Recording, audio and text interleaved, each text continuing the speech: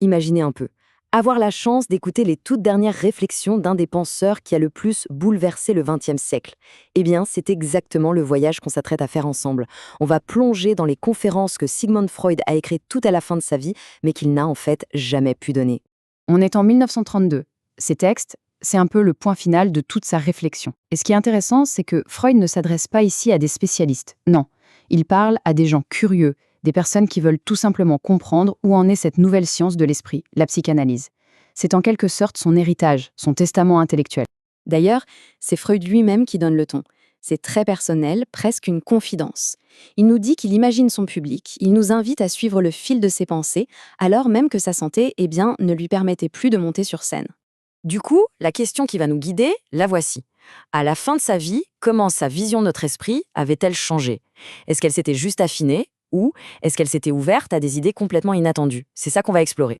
Allez, on commence par le b.a.-ba, le territoire le plus connu de Freud, l'analyse des rêves.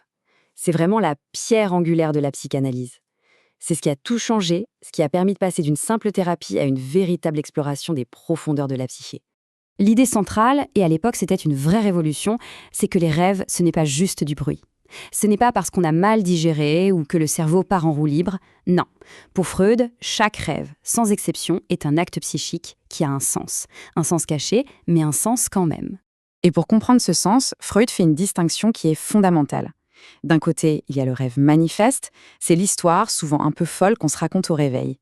Et de l'autre, il y a les pensées latentes. C'est le vrai message, le sens qui est dissimulé derrière cette histoire. Tout le boulot de l'analyse, c'est de passer de l'un à l'autre, de craquer le code. D'accord, mais comment on fait pour craquer ce code? Freud a une méthode bien précise. D'abord, on raconte le rêve.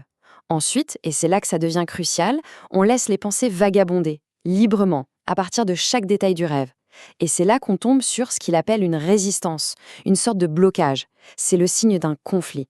Et si on arrive à passer outre, on découvre le désir caché que le rêve essaie d'accomplir. Cette résistance, en fait, elle nous mène tout droit à une idée clé, la censure. C'est comme si dans notre esprit, deux forces s'affrontaient. L'une veut exprimer un désir, souvent un désir qu'on juge inacceptable, et l'autre, la censure, elle agit comme un garde du corps, un videur de boîte de nuit qui va déguiser ce désir pour qu'il puisse passer sans se faire remarquer. Le rêve dont on se souvient, ce n'est donc qu'un compromis, une version déformée de la vérité. Mais attendez, ce n'est pas tout. Une fois que sa théorie des rêves est bien en place, Freud nous emmène dans une direction qu'on n'attendait pas du tout. Il s'aventure sur un terrain bien plus glissant, celui qu'il appelle lui-même l'occultisme. Et là, la question qu'il pose est assez folle. Et si nos rêves n'étaient pas seulement faits de nos souvenirs et de nos désirs?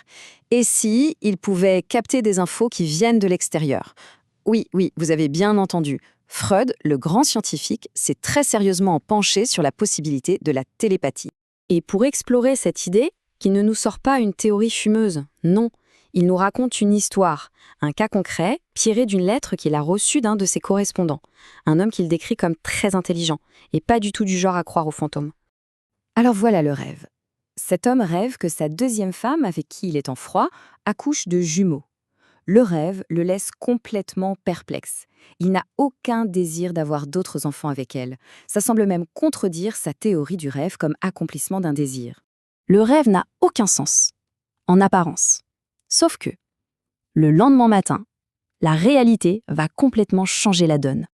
Et voilà le coup de théâtre. Le matin, il reçoit un télégramme. Le message, sa fille, sa propre fille, qui vit à des centaines de kilomètres, vient tout juste d'accoucher de jumeaux. Exactement la nuit de son rêve.